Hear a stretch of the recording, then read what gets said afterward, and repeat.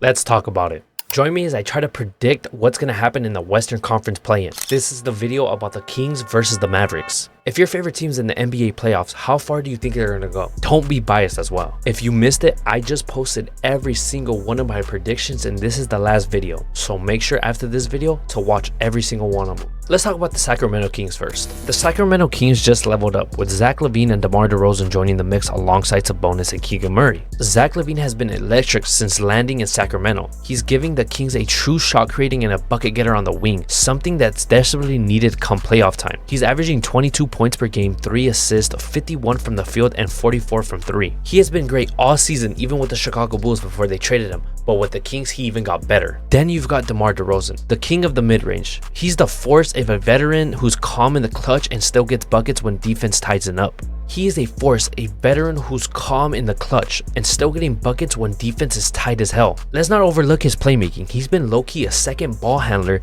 letting LaVine play off the ball more. DeMar DeRozan is averaging 22.4 points per game with 4 assists per game. And since they've been playing together for years on the Bulls, they know how each other work. And of course, Domantas Sabonis is still the engine, triple doubles, elite screens, unselfish play.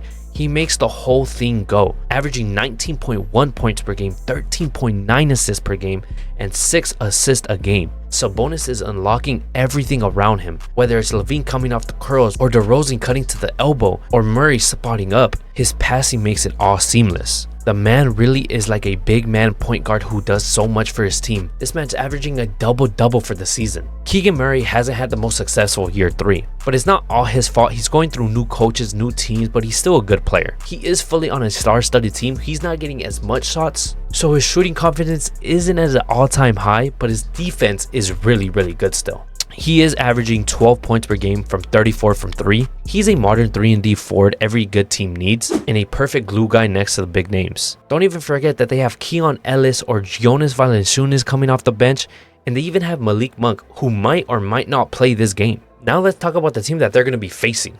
The Dallas Mavericks might have just pulled a steal of the season with Anthony Davis, Max Christie, Najee Marshall, and Daniel Gafford. Their team is fighting for their lives in the play-in to try to make the playoffs. Let's start with the big one, Anthony Davis. Since arriving to Dallas, AD has completely flipped the identity of this team. The Mavs went from being a high-scoring but soft defensive squad to having a top-tier rim protector and an interior presence.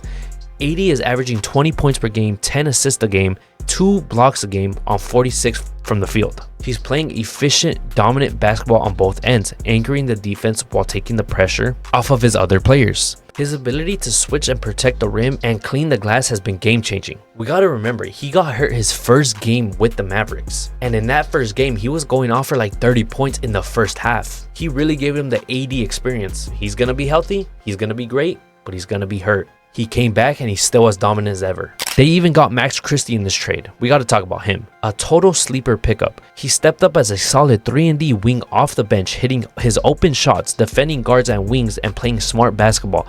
With his connection to AD, their pick and pops have been great and suit each other's game amazingly. Christie is also averaging 11 points per game, 38 from 3, and a plus 6.2 on-court rating. That is insane for a third-year player. He's not a flashy player, but he does not need to be flashy. That's exactly what they need, a low-maintenance, high-impact player. Let's talk about another player they got in this offseason, Najee Marshall. Najee Marshall brings that grit, that junkyard dog energy, you know, like Zach Randolph. Every contender needs a guy like him. He's driving for loose balls, defending 1 through 4, and giving them a real toughness on the bench. He's been starting lately, but he's usually on the bench. This was a great pickup they got during the summer. He fits the team's identity perfectly. Let's talk about Daniel Gafford, who's been on the Mavericks for a while now. Daniel Gafford might be one of the most underrated centers in this league. He's giving the Mavericks a vertical lob threat and an energetic rim protector to complement AD. He runs the floor hard and plays his role, and keeps defenses guessing. Gafford's averaging 12 points per game, 6 boards a game, 2 blocks a game on 70 from the field. 70% from the field is absolutely amazing. Gafford and AD rotating as bigs, that's hell for the opposing team. Let's not even forget about Lively, PJ, or Dinwiddie. Now it's time for my prediction. I will be taking the Sacramento Kings on this game. The Kings just have way too many scoring options and will overwhelm the Dallas Mavericks defense. As much as I love the Mavs with AD, they don't have that much scoring outside of him, and the Kings can limit that and beat them on the outside of the arc. I'm not going to sit here and say Jonas Valanciunas and Sabonis lock down AD, Lively, or Gafford, but I think they can limit them just slightly.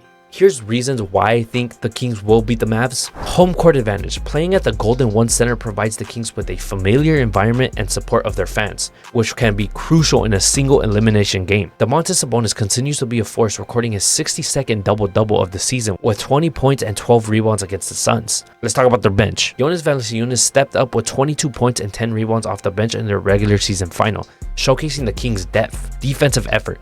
Sacramento defense matched up in the performance since March 3rd in the win over Phoenix, indicating an upward trend in their defensive capabilities. The winner of this game will advance to face the loser of the Golden State Warriors or Memphis Grizzlies matchup for a chance to secure an 8th seed in the Western Conference playoffs. But hey, this is my take. What is your take? Drop it down in the comments down below. If you made it to the end of the video, just put Hydro Flask. I'll know you're a real one. Make sure to leave a like and subscribe. Thank you guys for watching.